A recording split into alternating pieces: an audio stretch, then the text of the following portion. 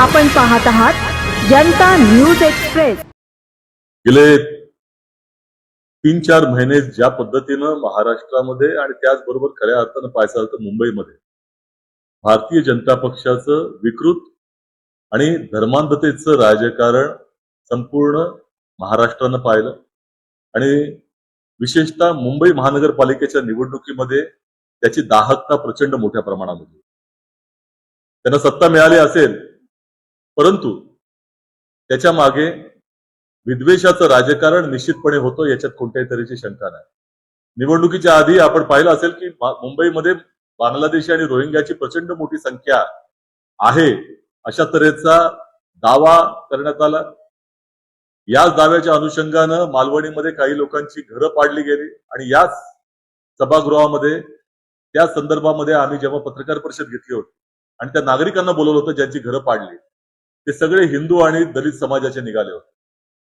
आणि त्यावेळेला जे सहपालकमंत्री आहेत मुंबईचे मंगल प्रभात लोढा यांनी जी भूमिका घेतली ती भारतीय जनता पक्षाचं विकृत राजकारण दाखवणारी होतीच, परंतु राज्यकर्ते ज्या पद्धतीचे आता झालेले आहेत व्यापारी, त्यांना कुठली तरीची संवेदनशीलता राहिली नाही हेही स्पष्ट झालं। मुंबई भाजपचे अध्यक्ष त्यावेळी अमित साटम असतील किंवा महाराष्ट्राचे मुख्यमंत्री देवेंद्र फडणवीस यांची सगळ्यांची वक्तव्य जर तुम्ही पाहिले तर ही निवडणूक ही द्वेषाच्या राजकारणाला धरून घेतली गेली पाहिजे, तशाच पद्धतीचा प्रचार झाला पाहिजे, ही जाणीवपूर्वक भूमिका ही भारतीय जनता पक्षातर्फे घेण्यात आली होती हे स्पष्ट आहे। आणि या संदर्भामध्ये मुख्यमंत्र्यांनी जे वक्तव्य केलं ते अधिक गंभीर होतं।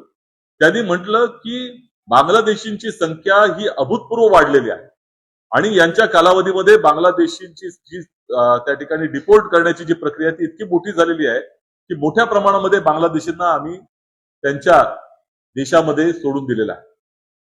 याचा आधार काय हा त्यावेळेलाही पत्रकार परिषदेमध्ये आम्ही विचारला होता, कारण माहितीच्या अधिकारान्वये आम्ही सातत्यानं पाठपुरावा करत होतो की हे जे आकडे दाखवले जात आहेत किंवा आकडे दिलेच जात नाहीयेत, फक्त मोठ्या संख्येनं हा शब्द वापरला जातो, तो हे येतंय कुठनं? माननीय मुख्यमंत्र्यांच्या मुखामधनं ज्या वेळेला एखादी माहिती येते त्यावेळेला त्याच्यावरती विश्वास ठेवणं हे क्रमप्राप्त राहतं, कारण महाराष्ट्राच्या लोकशाहीचे ते प्रमुख घटक आहे, प्रमुख आहे तसंच म्हणावं लागेल। परंतु जर त्यांच्याच मुखातनं अशा तऱ्हेच्या अतिरंजित बातम्या येत असतील आणि राजकीय दृष्टिकोनातून प्रेरित झालेल्या गोष्टी येत असतील तर यापेक्षा वाईट बाब कुठली असणार नाही। आणि त्यानंतर मुंबईच्या महापौरांनी तर याच्याही पुढे पल्ला झाडला की मुंबईमधल्या बांगलादेशींना ते आता महानगरपालिका हटवणार आहे। आता या विभागाचा संबंध काय? मुंबई महानगरपालिकेचा पैसा नागरिक सुविधांच्यासाठी असतो, परंतु त्या संदर्भामध्ये ज्या तऱ्हेच्या बैठका घेतल्या गेल्या ज्यांचा संबंध नाही ते किरीट सोमय्या तिकडे दिसतात। प्रश्न हा उपस्थित होतो की एवढ्या मोठ्या प्रमाणामध्ये बांगलादेशी हे आले कुठं? तर पहिली गोष्ट महाराष्ट्राच्या मुख्यमंत्र्यांनी केली पाहिजे आणि त्या रितू तावडेंनी केली पाहिजे, अमित साटमांनी केली पाहिजे की देशाचे जे गृहमंत्री आहेत अमित शाह यांचा राजीनामा मागितला पाहिजे। त्यांनी त्यांच्या नेतृत्वाखाली गेल्या 12 वर्षामध्ये इतक्या मोठ्यामध्ये प्रमाणामध्ये जर बांगलादेशी रोहिंग्या येतील असं भाजपचं मत आहे तर खऱ्या अर्थाने त्यांनी राजीनामा दिला पाहिजे। तेच कुचकामी आहे तसंच ठरतंय त्याच्यात। महाराष्ट्रामध्ये इतक्या मोठ्या प्रमाणामध्ये आले कुठं तर महाराष्ट्राचे मुख्यमंत्री कुचकामी ठरत आहेत। बरं, वस्तुस्थिती ही आहे की खऱ्या अर्थानं बांगलादेशी आणि रोहिंग्यांना परत पाठवण्याची जर कुठली जबाबदारी नीटपणे पार पाडली असेल तर ते युपीएचं जे काँग्रेसचं प्रणित सरकार होतं त्यांनी पाडली होती। जवळपास 87,000 बांगलादेशींना 2004 ते 2014च्या या कालावधीमध्ये आम्ही परत पाठवलं। संपूर्ण जगामध्ये या 2014 नंतरचा जो आकडा आतापर्यंतचा जो आहे तो 62,000चा आहे आणि जी आकडेवारी आमच्याकडे ही केंद्रीय गृह मंत्रालयानं दिली होती त्याच्यामध्ये 2021 साली केंद्रीय गृह मंत्रालयाचं म्हणणं आहे की केवळ देशामधनं 246 बांगलादेशींना परत पाठवण्यात आलं। 2023-24 ला हा आकडा 411 पूर्ण देशभराचा आहे। मग मुंबईमध्ये एवढी संख्या आली ती गेली का नाही? हे लोक परत पाठवता का नाही आले?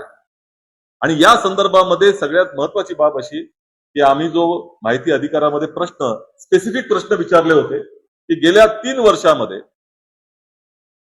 बांगलादेशी आणि रोहिंग्या नागरिक किती लोकांना हे मुंबईमधनं डिटेन करण्यात आलं, त्यांना पकडण्यात आलं,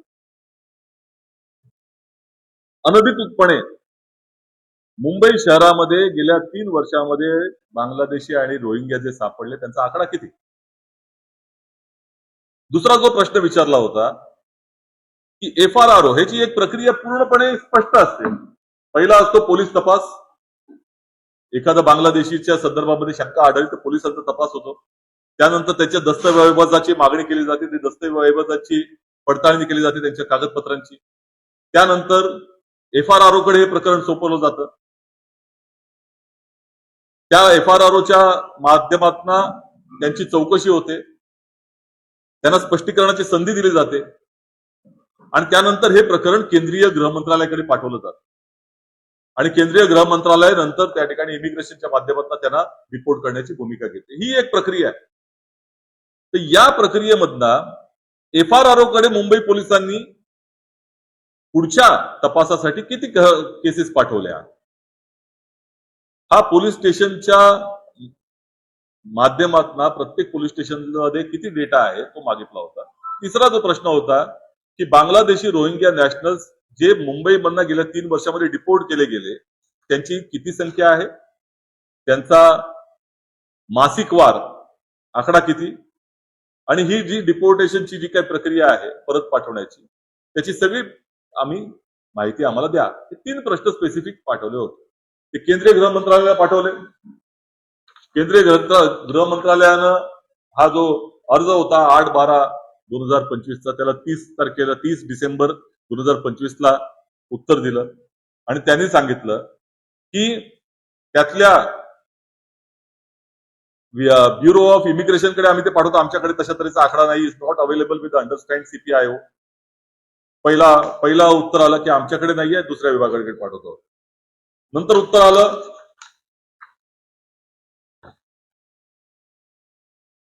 या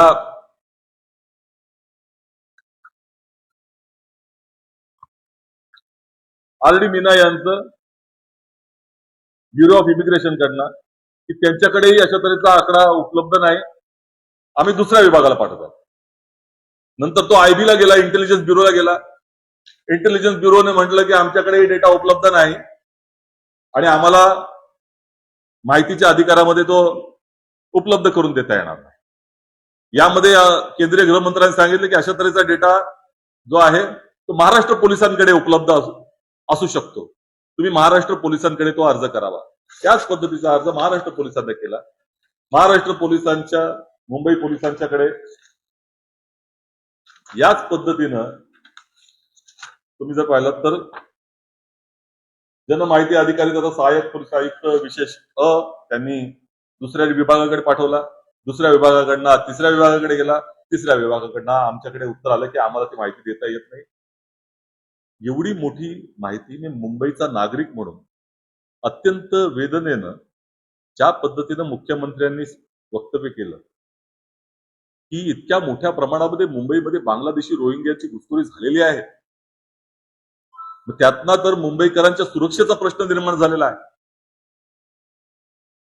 मग आम्ही वेदनेनं हा प्रश्न विचारत आहोत की बाबा हे इतके मोठ्या संख्येने आले कसे, इतकी मोठी संख्येनं तिथे गेले कसे, त्या संदर्भामध्ये हे येत आहेत कुठनं. ह्याचं उत्तर जर मुंबई पोलीस देणार नसतील तर यापेक्षा वाईट बाब कुठली असेल. केंद्रीय गृह मंत्रालय म्हणते की आमच्याकडे डेटा नाही.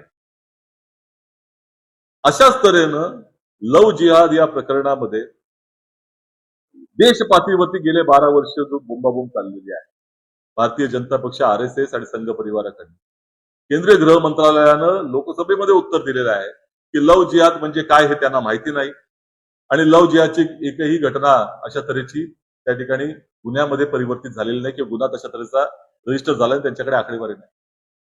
म्हणजे हे जे काही षडयंत्र चाललंय मुंबईमध्ये, महाराष्ट्रामध्ये, देश पातळीवरती की लोकांमध्ये द्वेष निर्माण व्हावा, संभ्रम निर्माण व्हावा एका विशिष्ट समाजाला लक्ष्य करण्याची प्रक्रिया त्या ठिकाणी केली जावी.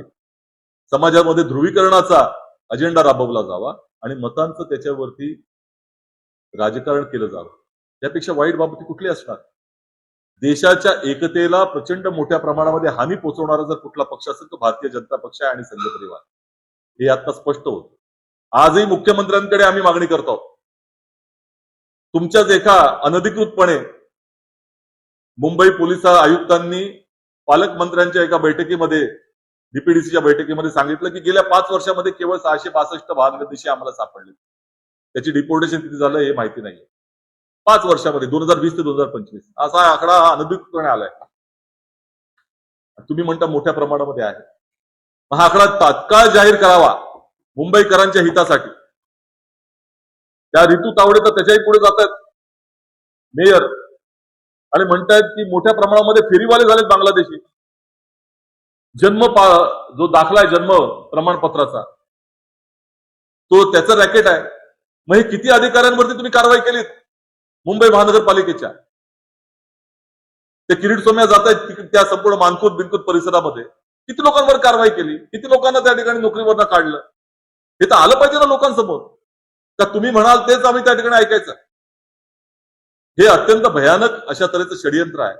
मुंबईकरांच्या एकंदर भावनांना चेतवण्याचा हा प्रयत्न आहे. ते किरीट सोमय्या असतील, ते अमित साटम असतील, ऋतू तावडे असतील, ही संपूर्ण भारतीय जनता पक्षाची फौज जी आहे ही अत्यंत घातक राजकारण करतायत आणि त्यामध्ये दुर्दैवानं महाराष्ट्राचे मुख्यमंत्री सामील होत आहेत. त्यांना जर थोडेफार प्रमाणामध्ये आपल्या या वक्तव्याची चाड असेल तर त्यांनी तात्काळ हा आकडा अधिकृतपणे जाहीर करावा अशा तऱ्हेचं आव्हान आम्ही करतो. बाकी आपल्याकडे ही वस्तुस्थिती आहे ना. 2014ला आम्ही ज्या वेळेला सत्ता सोडली तेव्हा महाराष्ट्रावरती जवळपास महाराष्ट्र 1960 साली राज्य अस्तित्वात आलं. 54 वर्षामध्ये 2014 पर्यंत 2,54,00,000 कोटींचं कर्ज होतं. आज हे चौपटीनं वाढलेलं आहे आणि महाराष्ट्र पुढे गेला का त्याच्या अनुषंगानं हा प्रश्न त्या ठिकाणी उपस्थित होतो. त्याच पद्धतीनं 2014 साली 1947 पासून जवळपास 67 वर्षांमध्ये देशावरती 55 लाख कोटी रुपयांचं कर्ज होतं. आज 245 लाख कोटी रुपयांचं कर्ज देशावर आहे.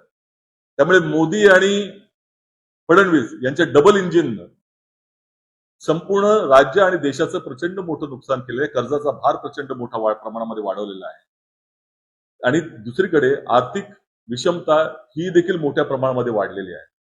त्यामुळे गरीब अत्यंत गरीब होत चाललेला आहे आणि श्रीमंतांची संख्या काही प्रमाणामध्ये वाढलेली आहे. हे जे काही प्रकार आहे याचं सगळं उत्तरदायित्व यांच्याकडे जातं. अत्यंत शिसारी आणणारं कृत्य महाराष्ट्राच्याच नव्हे तर देशाच्या पातळीवरती अनेक ठिकाणी जे दिसतंय. महाराष्ट्रात ही घटना आली, आसाराम बापूची दुसरीकडे त्या घटना आल्या होत्या. त्या भोंदू बाबांचं प्रस्त हे भारतीय जनता पक्ष आणि संघ परिवाराच्या या राजकारणामधनं मोठ्या प्रमाणामध्ये वाढलंय. यांचा उपयोग राजकारणासाठी केला जातो हेही आपण पाहतो आहोत. अनेक बाबांना तयार केलं जातं आणि त्यामध्ये लोकांना भुलवलं जातं. लोकांना मूलभूत प्रश्नांपासून त्याचं लक्ष दुर्लक्षित व्हावं याकरता अंधश्रद्धेमध्ये गुंतवण्याचं काम केलं जातं आणि मोठ्या प्रमाणामध्ये ही अंधश्रद्धा वाढते. आता रुपाली चाकणकर महिला आयोगाच्या अध्यक्ष आहेत. त्यांच्याचकडनं अशा तऱ्हेचं पाय धुण्याची प्रक्रिया जर होत असेल तर आता इतक्या जनसामान्य महिला ज्या आहेत त्यांच्याबद्दल आपण काय म्हणावं? आणि बहुतांश जर तुम्ही पाहिलं तर या भारताचा इतिहास गेल्या 1000 वर्षांचा जर पाहिलं तर अंधश्रद्धांना मोठ्या प्रमाणामध्ये मुभा होती आणि हा अंधश्रद्धाग्रस्त समाज होता. संविधानाची स्थापना झाल्यानंतर या अंधश्रद्धेवरती पायबंद घालण्याचे प्रयत्न झाले, वैज्ञानिक दृष्टिकोन देण्याचा प्रयत्न झाला, परंतु आजही अशा तऱ्हेचे जे राजकारण करणारे लोक आणि जनतेमध्ये अशा तऱ्हेचा वावर वाढवणारे हे भारतीय जनता पक्षासारखे पक्ष हे महाराष्ट्रच नव्हे तर देशालाही पुन्हा 18व्या शतकामध्ये घेऊन चाललेले आहेत. हे त्यातनं दिसून येतं. धर्म स्वातंत्र्य अशा तऱ्हेचं हे जे नाव दिलं होतं तेच विरोधाभास. खऱ्या अर्थानं धार्मिक स्वातंत्र्यावरती जे संविधानानं दिलेलं आहे त्याच्यावर घाला घालण्याचं काम या विधेयकाच्या माध्यमातून केलं. दुसरीकडे सगळ्यात महत्वाची बाब अशी आहे की या कायद्यामधले सगळे जे काही कलम आहेत त्या कलमांसाठी भारतीय न्याय संहिता, जी भारतीय दंड संहिताला बाजूला करून 2023ला मोदी सरकारनंच आणली. त्याच्यातली जर तुम्ही कलम बघितली, कलम 69, कलम 118, ही सगळी कलम, अनेक कलम जी आहेत, आणि इंडियन कॉन्ट्रॅक्ट ऍक्ट 1972चा, यामध्ये ही जी त्याच्यावरती जबरदस्ती असेल किंवा त्या ठिकाणी आपल्या बळाचा वापर असेल किंवा आमिष दाखवण्याचा विषय असेल, ही सगळी जी काही कलम आहेत त्याच्यावरती कारवाई केली जाऊ शकते. तरी देखील वेगळ्या कायद्याची आवश्यकता काय होती हा मुद्दा त्या ठिकाणी निश्चितपणे येतो.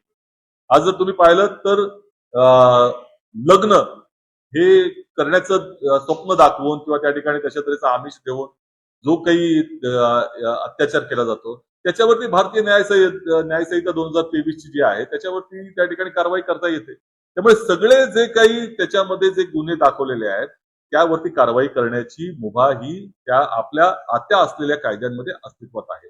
दुसरीकडे ज्या पद्धतीनं आमिषांचं एक स्पष्टीकरण देण्यात आलेलं आहे त्याच्यामध्ये चॅरिटेबल ज्या म्हणजे तुम्ही धर्मादाय जे आचरण असतं लोकांना मदत करण्याचं असेल, बहुतांश धर्मादाय संस्था या इस्पितळं चालवतात, या शाळा चालवतात, त्याच्यामध्ये मोफत शिक्षणाची बाब केलेली आहे. तर मोफत शिक्षण तर राईट ऑफ एज्युकेशन नंतर तर मोफत शिक्षण आलेलं देखील आहे. मग अशा पद्धतीनं तुम्ही जी काही व्याख्या दिलेली आहे ती देखील अतिरंजित आहे. त्यामुळे याची व्याख्या पूर्णपणे वेग आहे, कुठल्याही तऱ्हेचं सुस्पष्टता त्याच्यात नाहीये. यांनी जे कायदे केले ते आधीच अस्तित्वात असलेल्या कायद्यांना पुन्हा आणलेला आहे. मग या विधेयकाची आवश्यकता काय होती हा प्रश्न आम्ही त्या ठिकाणी उपस्थित करत आहोत. केवळ मुस्लिम अल्पसंख्याकांना लक्ष करण्यासाठी अशा तऱ्हेचं पाऊल उचललं आहे, याच्यात कुठल्याही तऱ्हेची शंका आमच्या मनामध्ये नाही. हे विधेयकाला अनेक राज्यांमध्ये अशा तऱ्हेचीच त्या ठिकाणी कायदे आणण्याचा प्रयत्न झाला, ते न्यायालयीन जोखडामध्ये अडकलेल्या न्यायालयीन चिकित्सेमध्ये. पण त्याची वाट का बघितली गेली नाही त्यांच्या निर्णयाची, हाही प्रश्न आम्ही उपस्थित करतो. अचूक बातम्या, निपक्षपाती विचार, अन्यायाविरुद्ध वाचा फोडणारे परखड विचारांचे सार्वभौम दैनिक प्रजासत्ताक जनता.